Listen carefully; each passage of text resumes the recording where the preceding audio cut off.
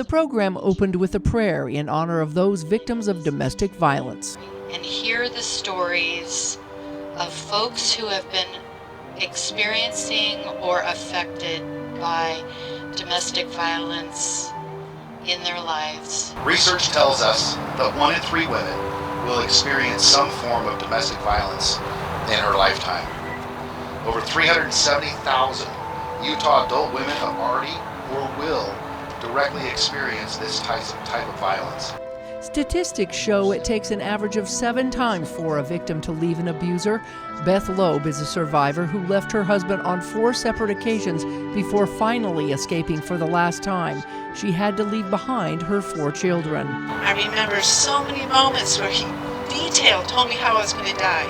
And it would be hours and hours and hours, and all my mind could say is, how could I escape this one moment?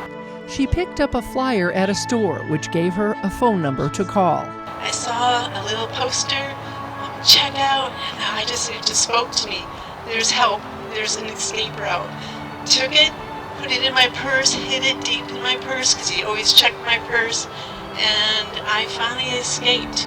Beth isn't alone, and after she escaped, she made sure she wasn't alone either. So I finally escaped. I surrounded myself with strong people. I finally told people what was going on, and you have to keep that circle around you.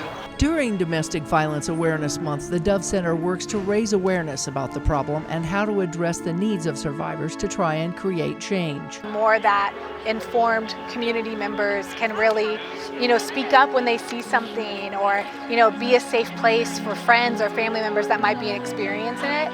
And then I also just think, often if it's not happening in your family, the thought is, oh, that's not happening here. And the reality is so different that it is happening in this community as well. Stalking is one of the more common problems on university campuses, in which campus police are receiving an uptick of reports. Across the nation, especially on college campuses, stalking has a slight uptick, including here at Utah Tech, unfortunately. That could be because there are more students on campus with the opening of additional campus view units. That could also be the awareness and the available resources that these victims have to report these crimes to.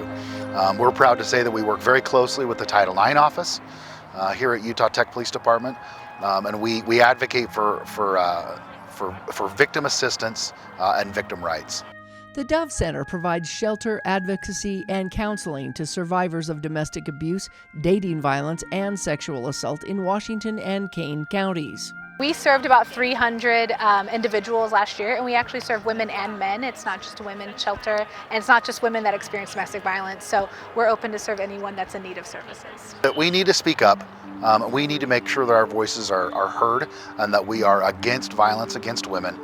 Domestic violence is a plague on society. It goes on behind closed doors. It's an unknown war. And quite frankly, I don't believe that all of the cases out there that are being reported accurately. Melissa and Brodie Perry sang Amazing Grace during the vigil. And those present lit up their phone lights in honor of those victims and survivors of domestic violence.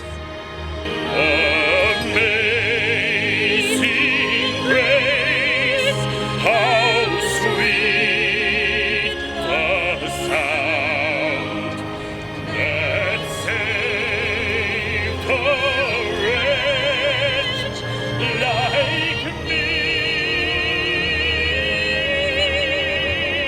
I once was lost, but now am found. Was blind, but now I see.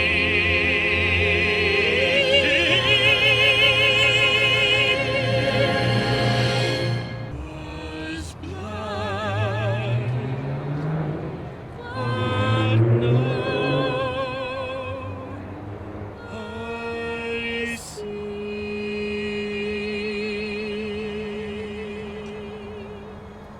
From Utah Tech, Melissa Anderson, Community Education News.